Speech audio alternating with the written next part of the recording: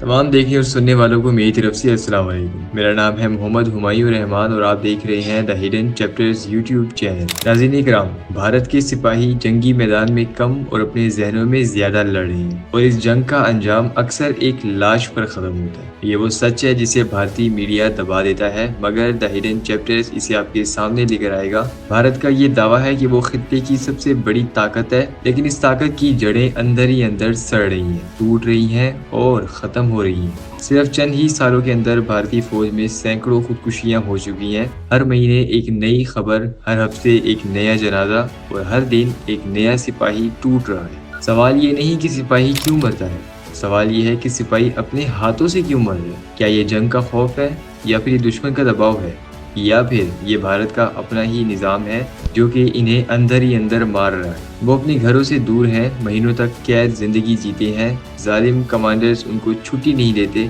बहुत ज़्यादा तन्हाई और नफसियाती दबाव का शिकार हैं, और जब दिल बोझ संभाल नहीं पाता तो उंगलियां ट्रिगर दबाने लगती हैं या रस्सी गले तक पहुंच जाती है। ये वो जंग है जिसका ना कोई मेडल है और ना कोई एजाज। एक सिपाही जब ढेर होता है तो एक मुल्क एक फौजी नहीं खोता, बल्कि एक खानदान, एक माँ की उम्मीद, एक बहन का सहारा और एक बच्चे का मुस्तकबिल भी मर जाता है। लेकिन भारत की सरकार खामोश, जैसे कुछ हुआ ही नहीं।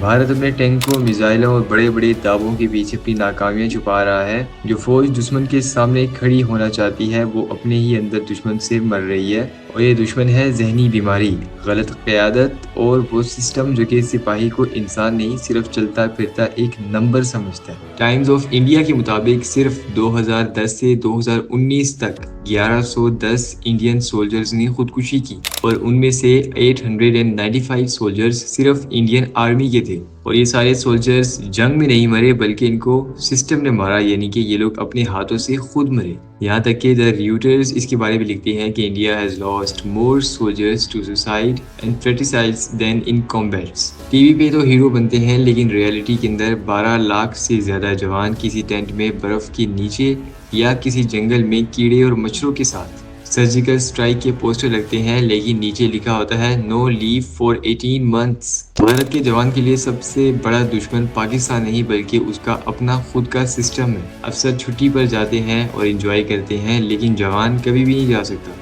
ऑफिसर्स अपने क्वार्टर्स के अंदर एसी के अंदर, और जवान ब्रेकर्स के अंदर जहाँ पर पंखा भी नहीं।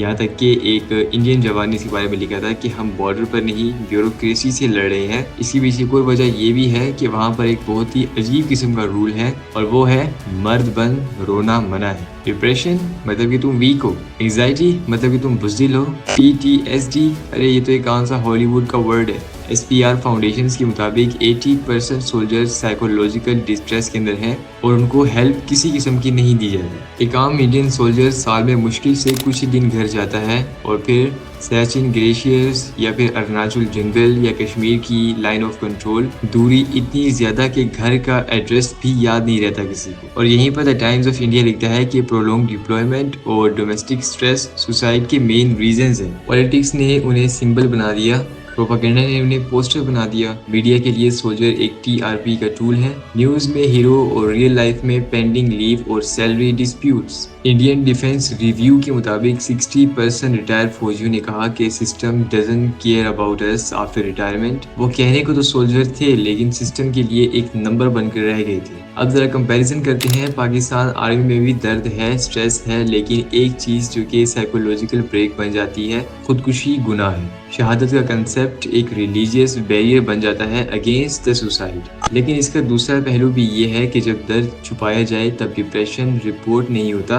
नाज़रीन किराम, इन तमाम चीज़ों के बारे में आपका क्या ख्याल है, अपनी कीमती राय का इजहार कमेंट सेक्शन में लाजमी कीजिएगा। और इंडियन आर्मी को जिस तरह ट्रीट किया जा रहा है, आपके ख्याल में क्या ये चीज़ ठीक है या फिर गलत, इस चीज़ के बारे में लाजमी बताइएगा। मैं आपसे मिलता हूँ फिर किसी और वीडियो में, तब तक के लिए अल्लाह हाफिज़।